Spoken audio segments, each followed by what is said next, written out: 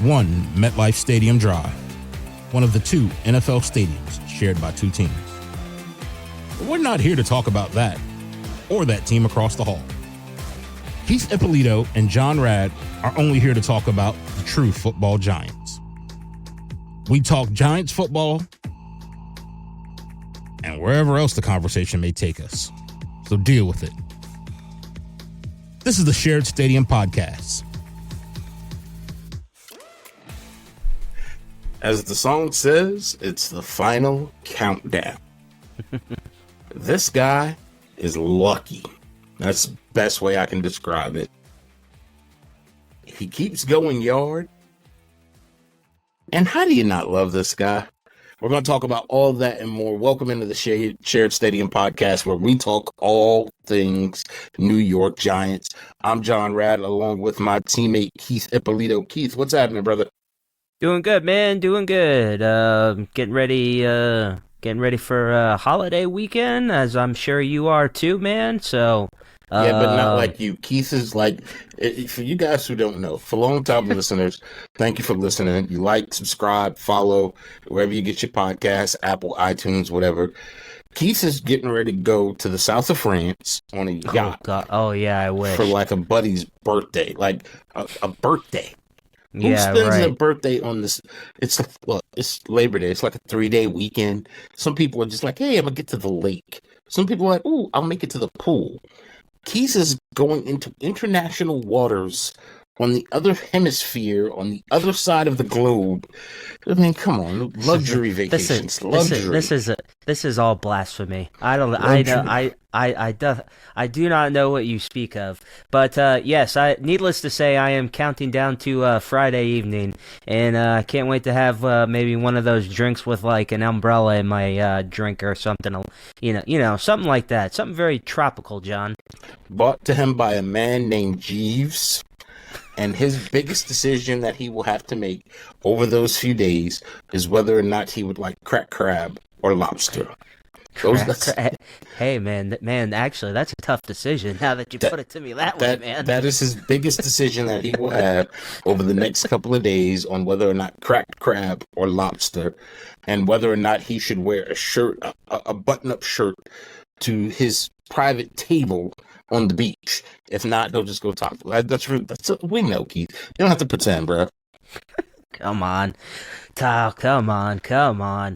Oh man, John, I don't know what you're speaking of, man. I am not. Okay. For the record, I will not be vacationing in the south of France, okay. As much as I wish I was. All right, you're right. He'll be vacationing in the north of France. It's a little bit cheaper than north of France. Yeah. So, you know, man. John, what's going on, my man? What's happening? Oh man. Man, so the NFL, they have vetoed the quarterback rule. So now it looks like we will have Daniel Jones. We will have Danny DeVito. I'm gonna go all out on names. Danny Dimes, Danny DeVito, okay, and the locksmith. So the locksmith, okay, all right, I like that. I like it. Those are going to be our three quarterbacks that we will have on the roster. And here's my first concern about all of this. We'll talk about here in a second. We're going to rank them. But let's talk about this here for a second. The fact that we feel relieved that we'll have to have three quarterbacks on the roster, to me, is a telltale sign we got a quarterback problem. Yeah, I mean, well, put it this way: if Drew Lock or what did you call him, the locksmith? The locksmith. The locksmith and Danny DeVito are starting at any point in this season, that probably means that the season has just completely gone off the rails, and it's basically another season down the toilet, basically. So if I hope that is not the case, John. I feel fairly confident. I've said it before. I'll say it again. I feel fairly confident that we are going to see one of these three quarterbacks at some we'll see the other two, because obviously, and tell me if you agree, the rankings is going to be, as of right now, from where it stands, Danny Dimes, Danny DeVito, the locksmith, and only because the locksmith is hurt.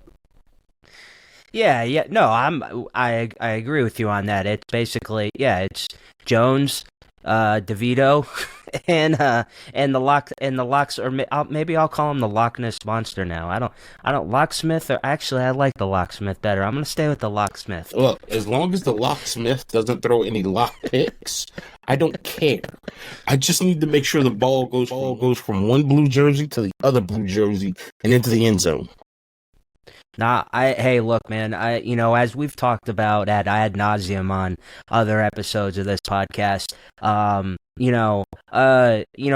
definitely is other issues on the team, particularly, the secondary, whatever. But yeah, I mean, the biggest question mark going into the season has definitely been the quarterback and the offensive line, which we'll get into later. But yeah, I mean, if we're getting into week 3, week 4, week 5, and we're seeing the locksmith and Danny DeVito back behind center, then yeah, man, I mean, this season is definitely all over. I mean, then you're basically flushing it down the season, and you're basically just watching to see where you're going to end up in the draft the next year, basically at that point. And you're right. I mean, unfortunately, that's the scenario that we're in. And I think what we're going to end up looking at realistically, this team's going to be a 500 team. They'll end up with a wild card spot. And we're going to talk about how I did the math on that shortly. Yeah, I won't get off track there. And we'll end up with a late round pick. Because here's what I'm going to say. Are you playing fantasy football this year? Yeah, I am. Yeah. Are you? Yes, I play every year. I'm going to run down something here for you. And here's what was concerning for me. I went to ESPN.com and I put in the top fantasy football quarterbacks for this season. All right, so the usual suspects make out the top 4. Josh Allen, Jalen Hurts, Pat Mahomes, Lamar Jackson, in that order. Number 5, Anthony Richardson. That one's a bit of a... And C.J. Stroud at 6. Okay, I get that. Scroll down. Jones is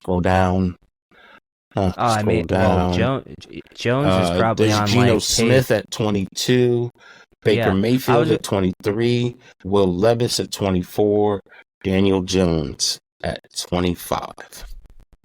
Yeah, I mean, he put it this way. He wasn't so I had 3 drafts this weekend. I mean, and he wasn't drafted by anybody in any of our leagues, nor as he should be. I mean, I wouldn't draft him on my team. Have you had a draft yet, John? No, I haven't. I'm only doing one league this year, and okay. We'll have our draft Wednesday. And so one of the guys was trying to pick my brain for some information, and he said, "Neighbors, what do you think about him?" Said, look, I think the kid's going to be a good wide receiver. I like him. Here's the problem. Who's going to throw him the ball?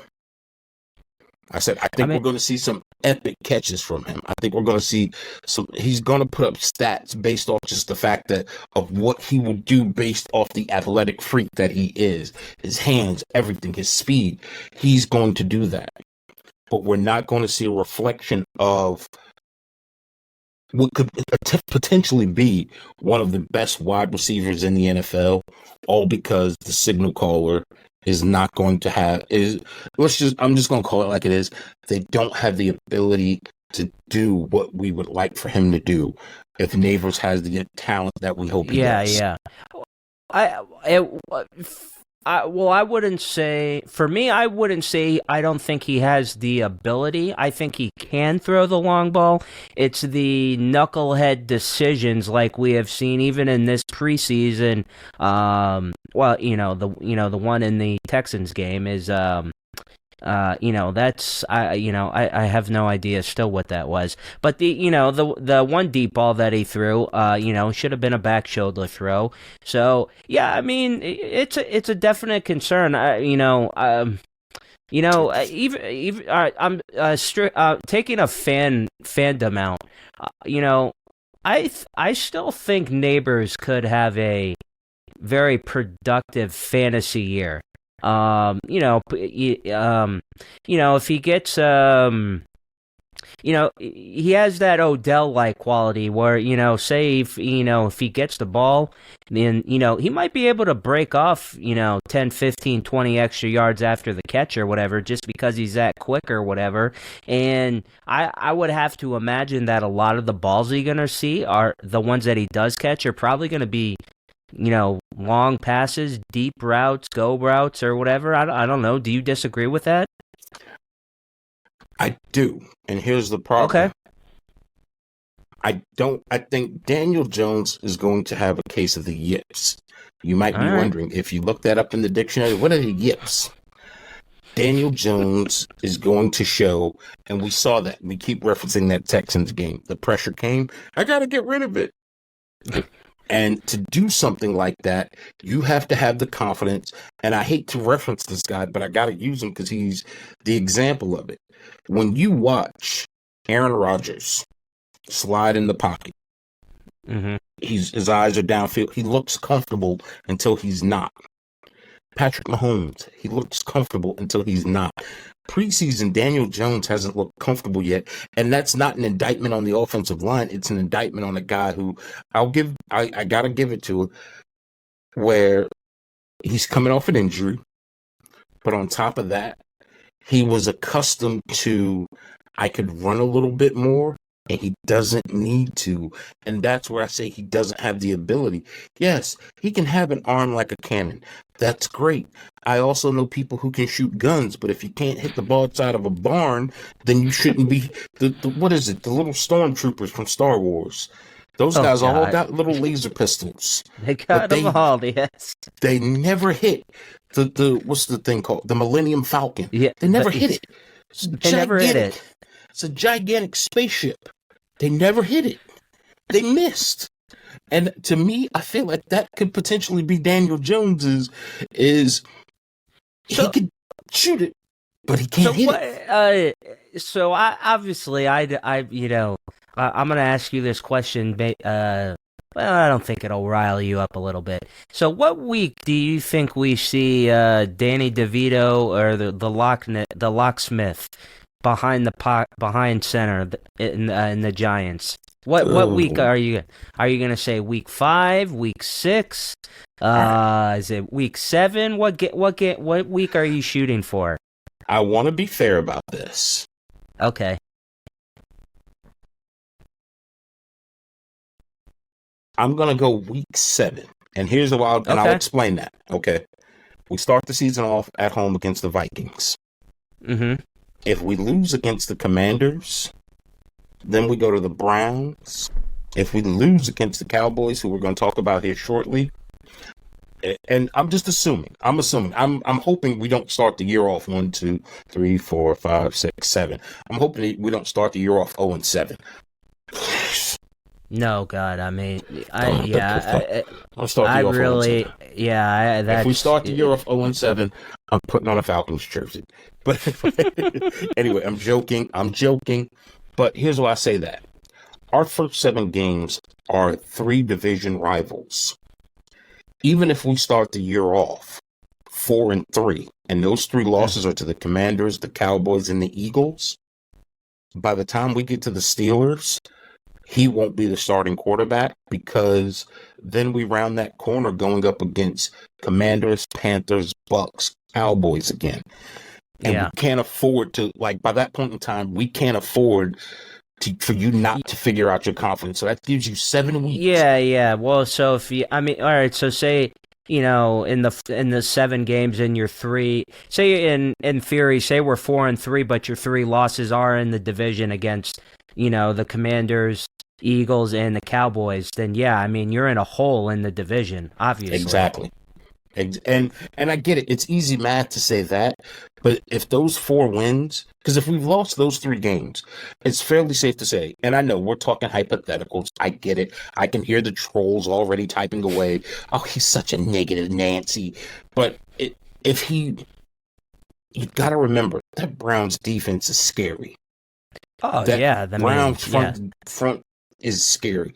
The Bengals defense is scary. So if you're talking about those, and I'm sorry, let's not forget the Eagles defense, aka UGA grad school. Oh yeah, yeah. I mean, the Eagles Those are def- even as many issues as they have down there. They're still a yeah. I mean, I'd be that's a crazy to scary say otherwise. defense. Yeah, they're a scary team. They're a much better team than we are. It goes without saying. So that's where I say, if unless those 4 wins are commanding wins, and those 3 losses to the Eagles, Commanders, and Cowboys are just one play, So it would have to be almost be commanding wins, because if you go because we play the division so close to the back second half of that season, mhm.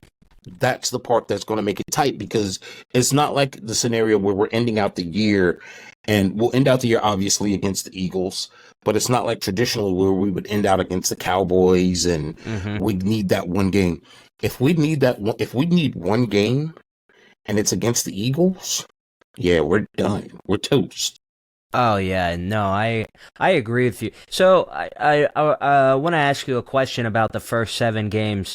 What I'm assuming you're not predicting us to go 0-7. What do you expect our record to be in that 7? Are you gonna say 3-4, 4-3, 2-5? Like where are you leaning towards? I'm gonna go. The fan in me wants to say 3-4, Okay. but and here's where I say Daniel Jones is safe. I'm not completely just saying that he's in a no-win. No, I'm not. You get the win against the Vikings, win against the Commanders, the loss against the Browns, win against the Cowboys. That's 3, and you lose those last 3: Seahawks, Bengals, Eagles. He's safe to me, because you at least took 2 of those 2 division games within the first 4 games are pivotal right here. That's the key part to this whole component. Well, like you just said, and also, that's a tough. You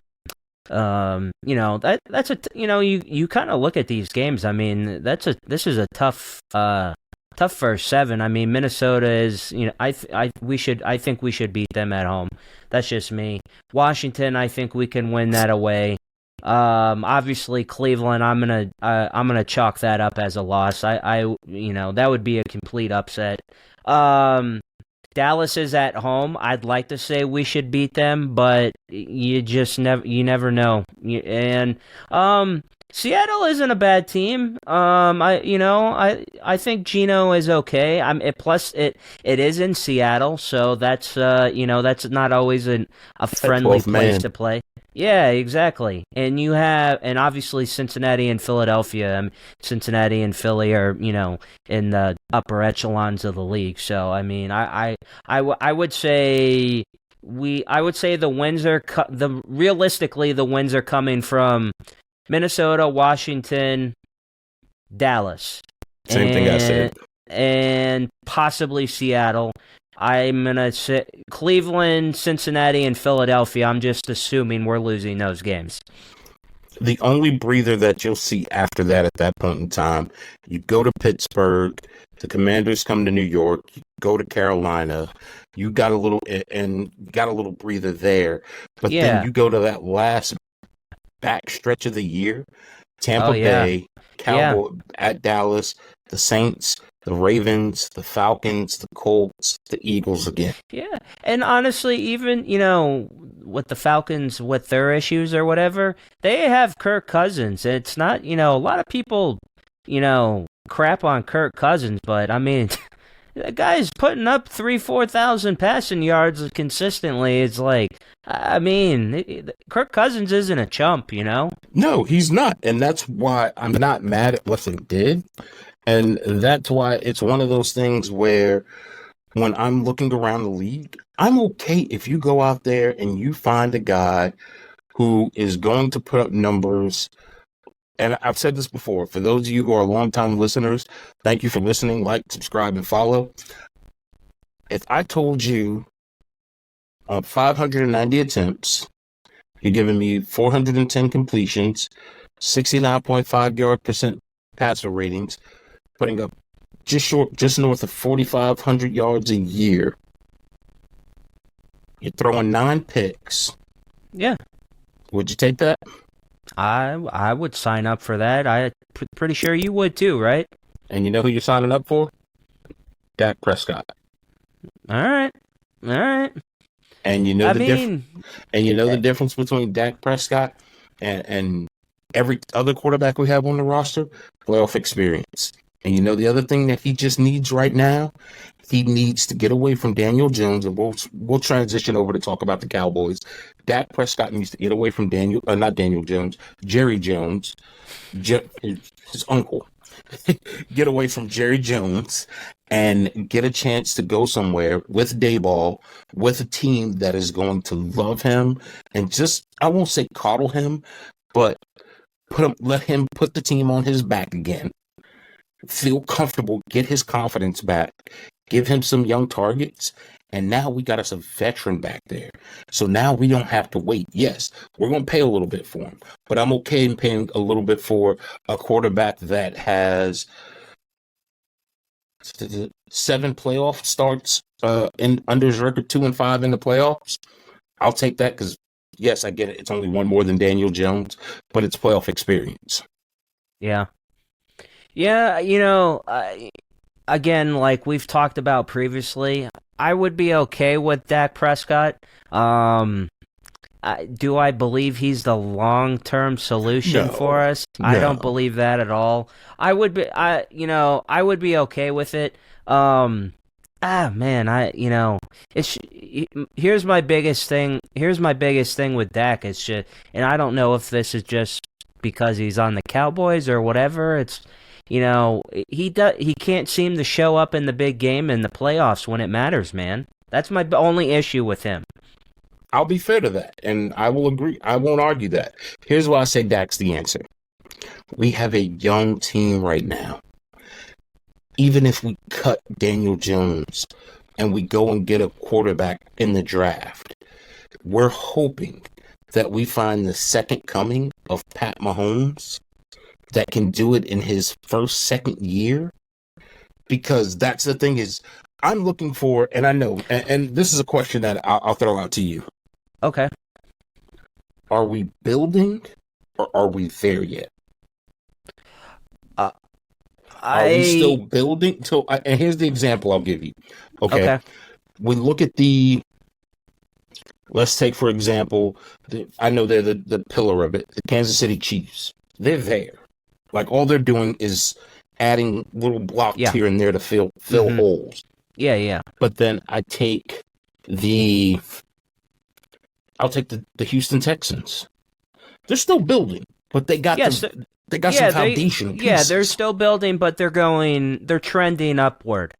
Where are we at? I feel like we're somewhere in between. I don't really feel like we're building. I feel like we need to build different parts of our secondary. I feel like it is very tricky. Certain parts of our roster are lacking, like our secondary. But I am a firm believer in our coaching staff. I do believe in the GM. Honestly, the more I kind of think about it, I really feel like we should potentially be a playoff team, if not this year, definitely in the next season. So in that definition, I guess we're not a building team. But I'm also not ignorant enough to say, oh yeah, we're going to go win a Super Bowl. I know that's not true. And that's what, and I asked that question for this. We're building, but we're not there. Yeah. Adding a quarterback means we still have more building to go. A rookie quarterback. But adding a veteran quarterback is what gives us that next step to go from 1 to 4. 1 to 3. And that's why I'm looking at a Dak Prescott. That's why I'm looking at a Brock Purdy. That's why I'm looking at a quarterback that's out there. Heck, if he can just show something this season, I'll tell you somebody else who, if I can get the old him back, if Russell Wilson can show that Russell Wilson of about 3 or 4 years ago. Yeah, a couple years ago. Oh, of course, yeah, I'd sign up for that. I'd take that in a heartbeat. Give me that Russell Wilson. Wilson. Absolutely. And I know what everyone will say is that, he had the Legion of Boom, and he had that defense that kept him in it. His legs kept him in it too, and his quarterback IQ kept him in it. Yeah, no, 3 years ago, yeah, he was, upper echelon quarterback here in the league, and very mobile quarterback. And yeah, he just got on some rough teams, and Father Time caught up to him a little bit, and then out in Denver, obviously, didn't really seem. Like, who was the coach before Sean Payton was in there? Who was it? Yeah, that guy. God, Vance? No. I can't remember. Whatever. But I can't remember. He only lasted 1 year. Yeah. Sean Payton not gonna be there next year. That's what it is. Yeah, basically, yeah.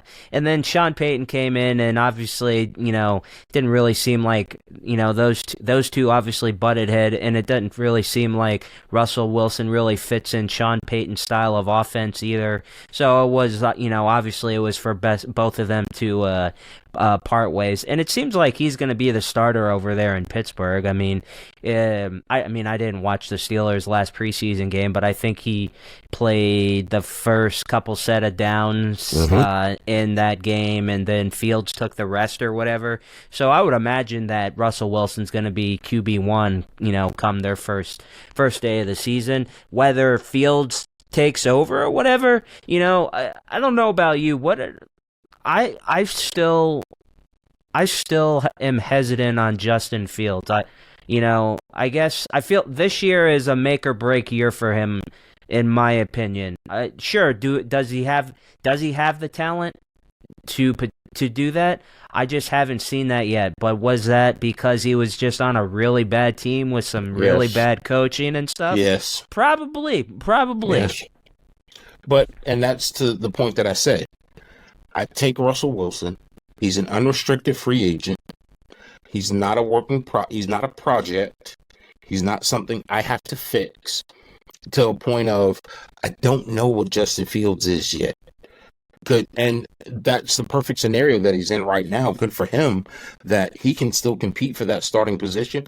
I would love to be Pittsburgh right now. If you told me right now, as a Giants fan, your starting quarterback is Russell Wilson, and Justin Fields is your back, I'd feel a lot better than I feel right now. I'd say, yeah, we're not great, but I'm in a much better position because I got a young quarterback, and I got an old veteran quarterback. Yeah, well, it's like you just said, is that you know what you have going into him with Russell Wilson. He's not what he was 3 years ago, but, should he be serviceable? Yes. And to make it even better, like you said, with Pittsburgh and them, Fields and Russell Wilson, they're buddy, and apparently, I guess he's, kind of took him under his wing when they met in various, like QB camps or whatever when Fields was younger or whatever. So, seems like they have a really good relationship, and Fields is able, kind of almost, to go to the Packers with, Aaron Rodgers and even now Jordan Love and stuff, these guys that sat on the bench for several seasons, and I don't want to say Jordan Love is the next Aaron Rodgers or Brett Favre for Green Bay yet or whatever, but it sure seems like they might have their guy, man, and he sat on the bench for a while over there. I know I was one of those guys when they made that draft pick that I made fun of the Packers. What the hell are you doing? I'm sure you were one of those too, but so far, man, last season he looked pretty good, and he was, bring it into fantasy a little bit, he was definitely getting drafted in all my leagues, and I'm sure he will be in yours on Wednesday too. But here's the difference between that.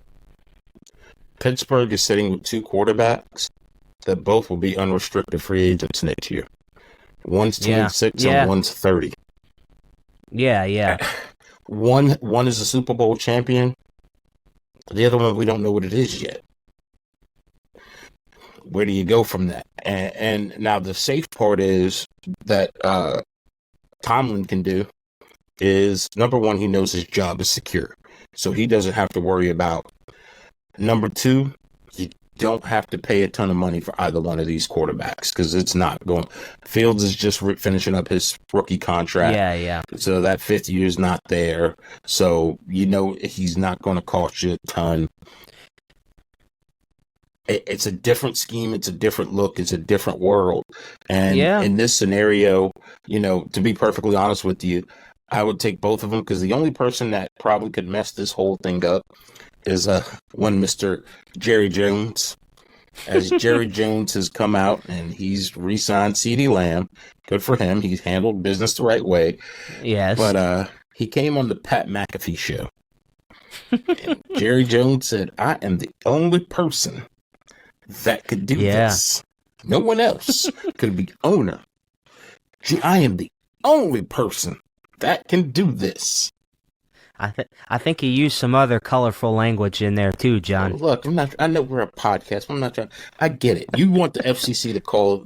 You're trying to be the first podcast that the FCC calls and says, "Hey guys, the language got a little too weird." Hey, John, if you want to know, I'm an expert in FCC regulations. If you want to know.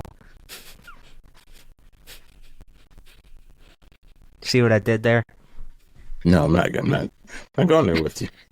I'm looking for the in-game button, the dump button, but I don't have it over here. The dump button? We don't have one on this platform, at least not yet. I'm looking for the in-game button. I need to call some people that accidentally push it in the middle of a baseball game. Never mind. I digress. I'm going to make it through a show without taking a pop shot. But anyway, I digress. It's too easy sometimes, John. But Jerry Jones says he's the only one that can get this done. I think Jerry Jones, and that's why I say right now is the prime time for the Giants need to beat Dallas because they're in turmoil. Yeah, they are. I mean, now, they are. And I will say though, here's, and this is about to cut you off. Here's what I'll say.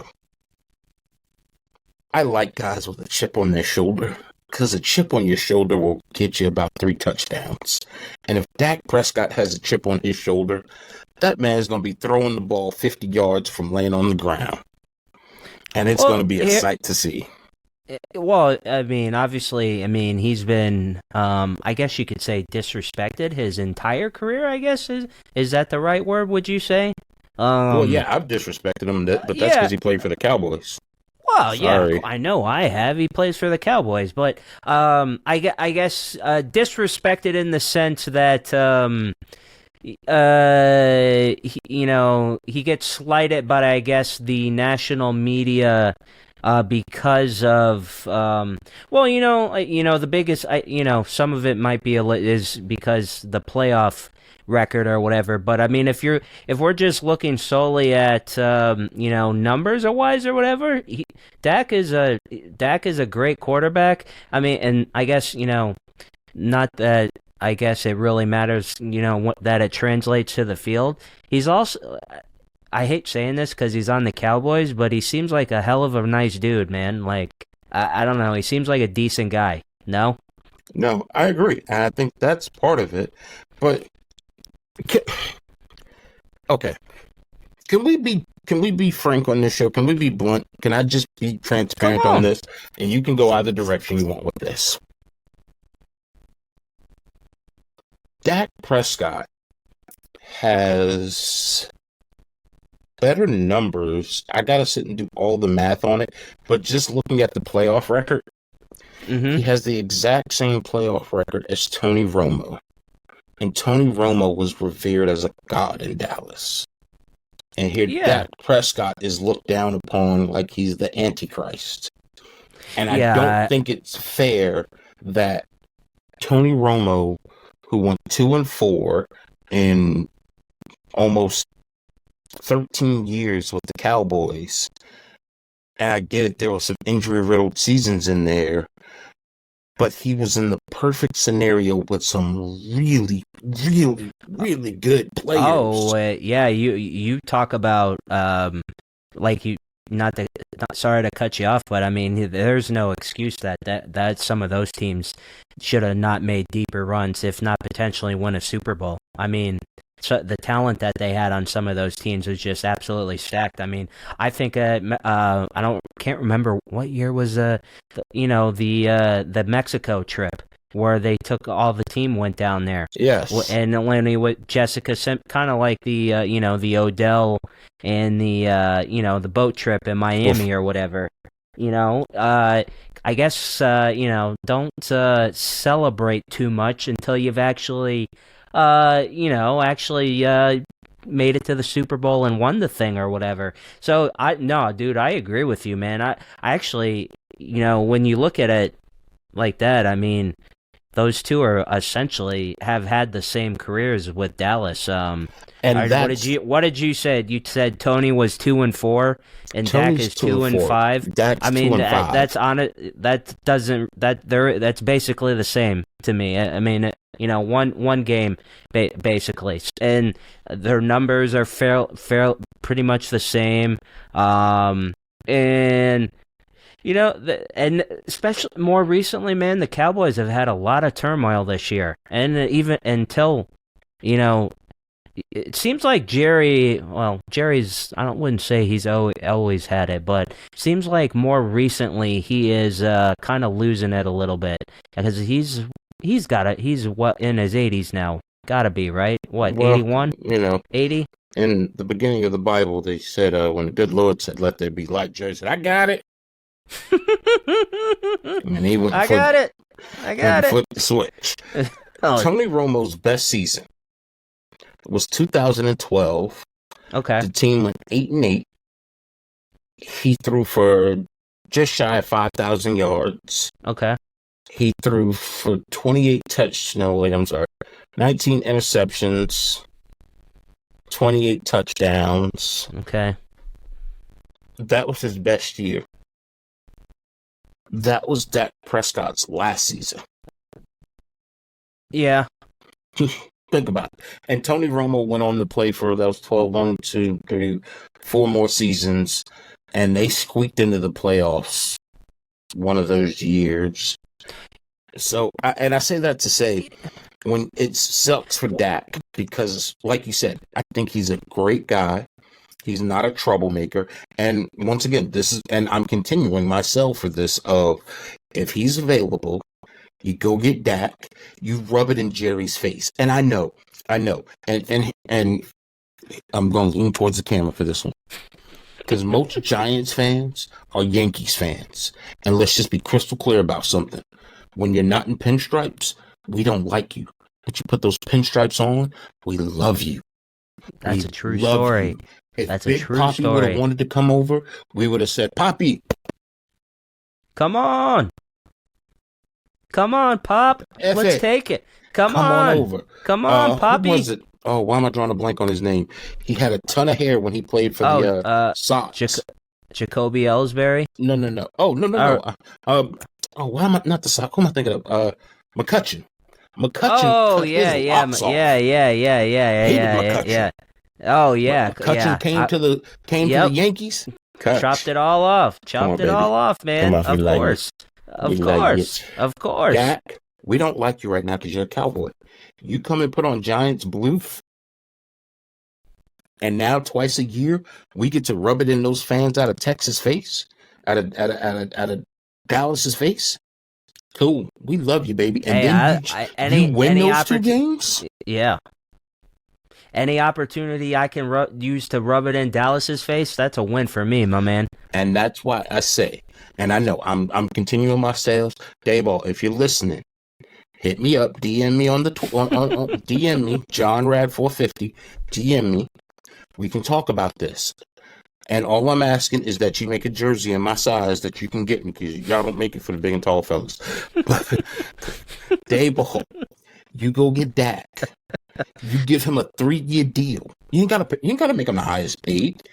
You tell you what, give you a 3-year show me deal, and then we'll talk about a big deal afterwards. Give me a show me deal. And You get to grow up with those. He gets to get his confidence back. Those young wide receivers get to get a veteran, that somebody that can control the huddle, control the room.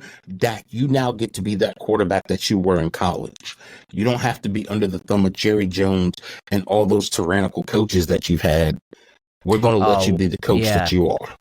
Yeah, that's the other thing. Yeah, he's had Jason Garrett, Mike McCarthy now, and I feel like there was one other one sandwiched in between there too, but I'm drawing a blank on it. But yeah, I mean, you kind of look at it. I mean, he's had he's been an inconsistent and just a rocky situation over there, and there's always drama over there. I mean, well, plus it's the Cowboys, so they're always going to make national news or whatever, and anything Jerry says always is going to make headlines or whatever. So I'm kind of curious, what's going to happen over there. I mean, I wonder if Dak gets to the point where he just says, you know what, you've waited so long to, make a decision on this. I don't even want to be here anymore. I just want to go. Do you think it ever gets to that point? Come on up to the big city, brother. So wait, he's 31 now. He'll be 32 next year. They voided his contract. He's an unrestricted free agent next year. So, yeah, they voided the rest of his contract. He's leaving. They sign something now, he's leaving. So I would say it's not likely that he's back next year. I mean, and you know what, I guess, like you said earlier is, you bring him in for 2 or 3 years. I don't know about you, John. I still think you draft a quarterback have him sit under him, and that is, the successor, to next in the line. I mean, that's, if that was the route we were going, and the Daniel Jones experiment is finally over, I'm cool bringing him in for 2-3 years, but I also want them to draft another quarterback. And in that situation, I would be okay with him sitting on the bench. No, I agree, and I don't want the scenario of we draft a quarterback. And I get it. And I've said it before, and I'll contradict myself. I'm going to correct myself. You won the Super Bowl by having a young quarterback. 100%. We've seen it. I agree with it. We don't have the time. I don't feel like we have the time right now where we have these young wide receivers, and the last thing we want are these guys getting frustrated and losing confidence this early in their career. I'd much rather have them with someone that can guide them, give them direction, and then say, hey, we got this under control. Because the last thing you want, and we'll shift gears after that, but when you talk about, when you're looking at this schedule, it can get to be grueling, because when you're talking about that back stretch of the year. Oh yeah, man, being at home, and you're talking about teams coming in and just, I'm going to just go ahead and say it, possibly mollywopping you. You're just like, man, I'm over it. Well, so I think you've got 3 after that Philadelphia game. Pittsburgh, Washington, and Carolina, I think should be winnable games. I think we can win those games. Tampa, I will say, we could have. I would say coin flip. Dallas, again, I would say a coin flip. New Orleans, I'd like to say we could win that game. Baltimore. That defensive line against New Orleans, if it's Daniel Jones as the starting quarterback, that defensive line is going to they're going to put, and that's where our offensive line is going to have to turn it up. Because that secondary is really good too. And that's going to be the nightmare from that team. Well, yeah, no, I'm with you on that. I still think so. If Jones is still playing by that, then obviously that means that, him and Neighbors, and they have figured some things out or whatever. And I would like to think the offensive line is figured out. I still think I do. I guess we can get into this in a little bit as well. I mean, one thing that I think a lot of fans are concerned about, especially it became apparent watching this game against the Jets, that if Andrew Thomas goes down and over. Yeah, man. Yeah, it's OVA. yeah. Over. Yeah, man. And yeah, it could get ugly. Could get ugly quickly. So, I guess I don't know, man. Well, it really all depends, I guess. How the line and how the quarterback plays, because weapons-wise, we've got the receivers. We got Neighbors. We've got. What's his face? Wandell. I think he'll be fine. Darius Slayton. I think he's a decent wide receiver as well. And I even, with the running, which we're gonna have a running back committee too. I mean, I have no reason to think, especially if the offensive line can do in that one game, it would look, they look pretty solid on holding the line, more on the pass block than the run block. But if they can, figure that out. I mean, Devin Singletary, Eric Gray, and even the other kid, Tyrone Tracy Jr., I think that is a little decent running back committee right there. So, there's the talent is around there. Obviously, like we've spent the last 45 talking minutes about, it's the quarterback. Well, here's what I'm going to say. Come, what's that, week 15, 16? The Giants come to Atlanta, December 22nd, 1 p.m. There's a video going around on the social media right now that you can watch. It's a Denver Broncos fan leaving a stadium, and the Broncos fan kind of jumps at another kid, and one kid hits him, and then another. Yeah. First of all, the first kid that hits the gentleman has on like a hair bonnet. So I don't know what that's about. But then his buddy comes out of nowhere and he co-clocks him. And here's why I'm talking about that third to last game of the season. No matter what our record is, we've said it. Keith Ippolito and I were with two New Yorkers living in Atlanta, talking Giants football. Don't come down here acting all Brody. Acting all full of yourself. No. And because, Mercedes-Benz Stadium, it's in a nice area. Yeah. But there's some sketch to it too. I wouldn't wander too far on the other side of Northside Drive, right, John? I'll put it like this. Chris Rock had a joke. He said, every city in the world, there's a Martin Luther King Jr. Boulevard. And Martin Luther King Jr. was about nonviolence. Yeah. But what happens on every Martin Luther King Jr. Boulevard, no matter where it is, there's violence. Now, I'm going to give you, let's have geography class, boys and girls. If you come out of the stadium, you go to Northside Drive. When you get to Northside Drive, if you look to your left, not even a mile, not even a quarter mile down the road, it's Martin Luther King Jr. Boulevard. Now, I'm going to tell you, we ain't going to talk bad about it because my alma mater's over there. Morehouse and the HBCU's over there and the AUC is over there. But there's some folks over there, too, that ain't going to take lightly to you coming down here talking trash.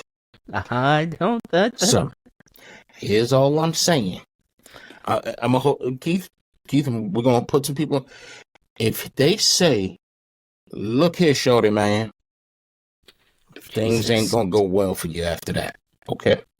I'm just giving you warning. You're probably right, John. I'm just giving you warning. I don't want violence. I don't want problems. I don't want anybody to get hurt. So come down here, cheer respectfully, cheer. Yeah. If we win, great. If we don't, go get some wings. Ask the people, hey, great, beautiful stadium. What are some of your high-end restaurants? And just go there and then go on back home. And we're good. How about this, John? For a general rule of thumb, go towards, I was going to call it Phillips or State Farm Arena. And such as about to say, go towards Phipps Plaza and Lenox Mall. You said, what's wrong with you? Yeah. That's worse than... Yeah, I was going to say that nowadays, that's just as bad as that. That's worse. I know. Yeah, exactly. No, for a general rule of thumb, go towards State Farm Arena and Centennial Olympic Park. There's plenty of good restaurants and things to do over there. And if you're waiting for an Uber, I would say, just hang out over there. I mean, there's a really good bar actually. Of course, I'm drawing a blank on it now. It's by the Ferris wheel. It's actually a really good sports bar. They have 2 gigantic projector screen. I'm gonna have to look this up, and maybe I'll have to put it in the show notes, John. Maybe they can sponsor us. Right below is what is that? City Grill, Capital City Grill. Yeah. But here's what I'm gonna help you with too. If you're talking to someone and they start yelling and they get loud, I don't know if y'all know what transpired. It's going to be a history lesson. What transpired a little over a year ago in Montgomery, Alabama, by the ferry on the water. And the gentleman took his hat and flipped it up in the air. And people swarmed in. And I can say this. Keith can't say this. I can. And black folks swarmed in. And you saw a dude come swimming in the water to get some things straight. If he throw his Falcons hat up in the air, what you want, shawty man? Just say, I'm sorry, and go on about your way. God bless you. God bless you. So, John, that's a great public service announcement. That's what I'm here for. I am a man. I want to be. You're a man of the people, my man. I want to keep peace. I don't want problems. I want people to come to Atlanta. Go see the College Football Hall of Fame. Great place. Go see the College Football Hall of Fame.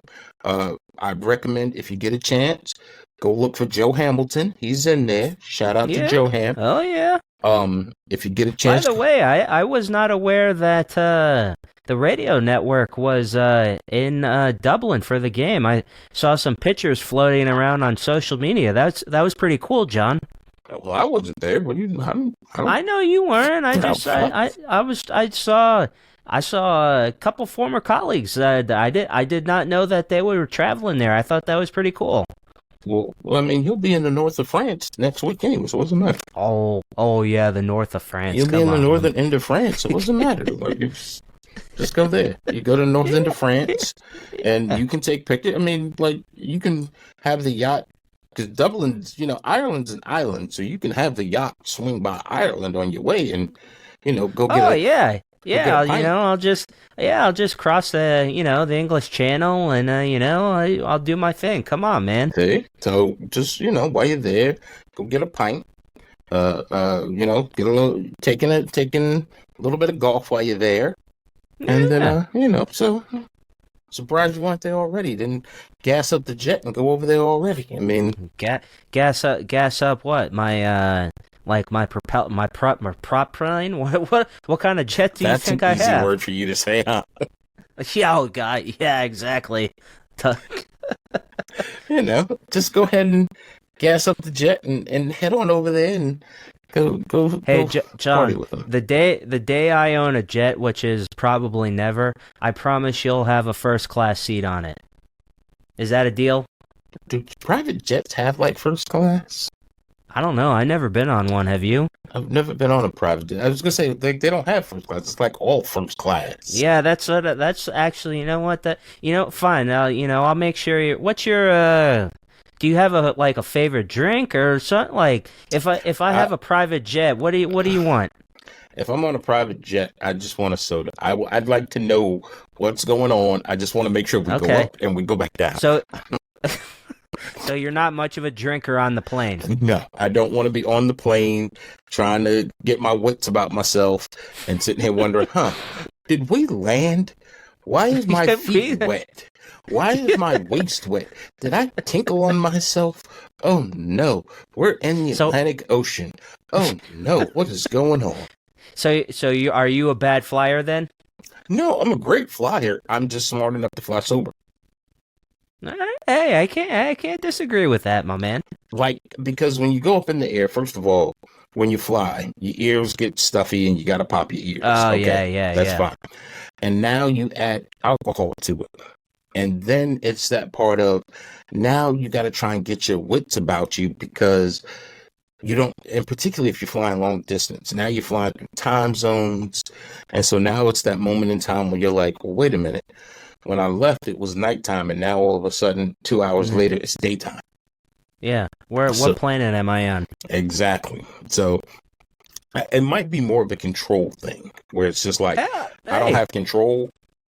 I just want to get my feet back on the ground and let's rock and roll. I can't disagree with that. Honestly, you're not wrong there, man. It's because you're sitting there and basically like a giant, I guess, tin can or whatever the hell it's made out of, and you're 30,000 feet in the air.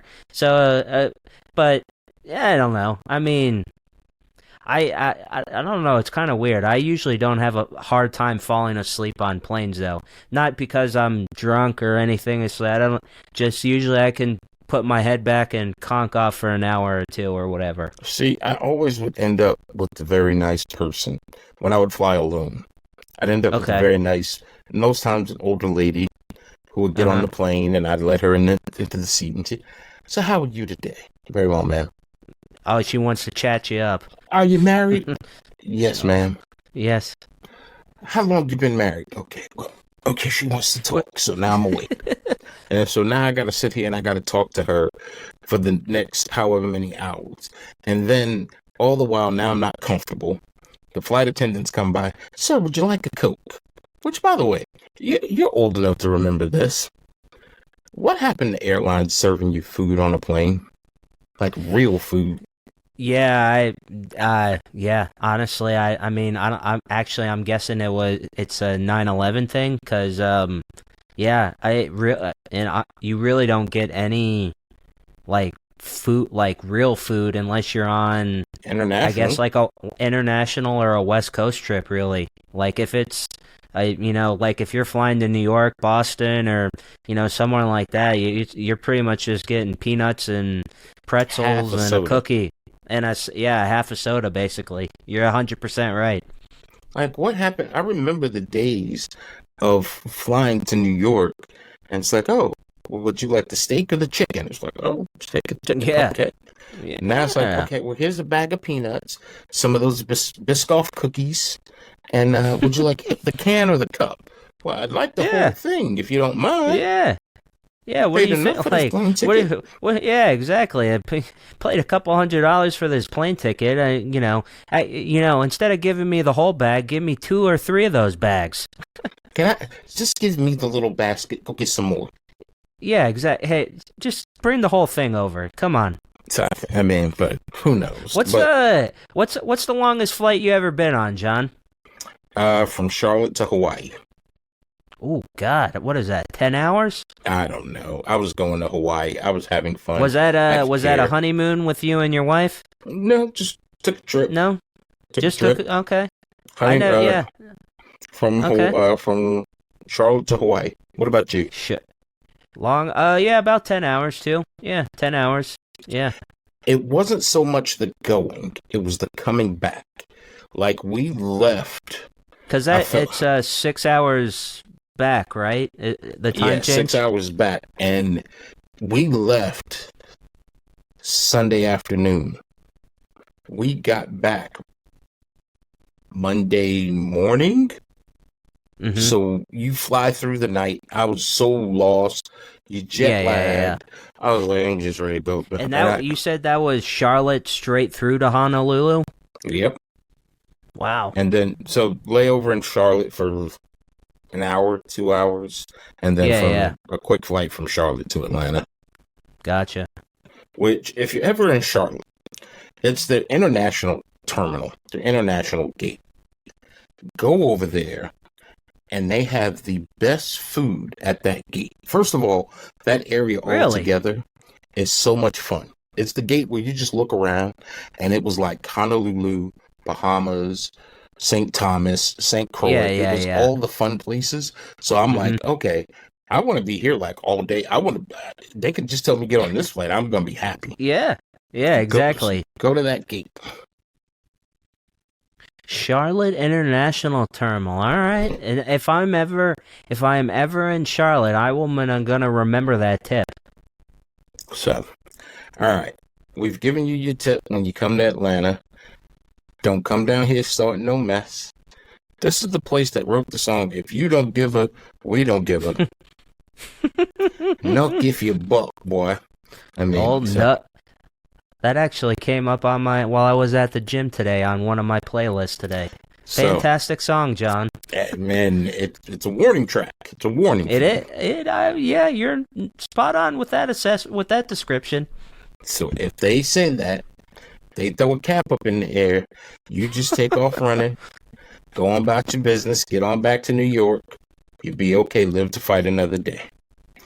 As for us, we are going to podcast another day because we're going to get out of here before Keith says something that gets us shut down. I've been pretty good tonight, my man. That's why we're going to get out of here before you go and say something and we get a call from the FCC talking, or the SEC, even worse, why the Southeastern Conference is calling us with commentary. I don't know. That's why we're going to get out of here for you mess it up for us. We thank you for tuning into the Shared Stadium podcast. Like, subscribe, follow wherever you get your podcast. Hey guys, football season's right around the corner. Dear DraftKings, this is where we could have done a commercial for you guys. DraftKings legalized sports betting, but instead Keith, he makes bets with a guy named Joey the Shark, and things get really. The Shark. You don't want to use. Well, I'm not gonna say you don't. Sorry, Joey. They can use you if you want, but I don't want no drama. I don't want no smoke about that. Yeah. Hey. Yeah. Hey. If DraftKings wants to sponsor us, come on. You've been listening to the Shared Stadium podcast. We thank you. I'm John Rad, along with my teammate Keith Ippolito. Basically, long story short, if you don't like us, tough. We have microphones. We have cameras. We don't care. We're going to be back next week. And if you don't like us, fight us. Till next time.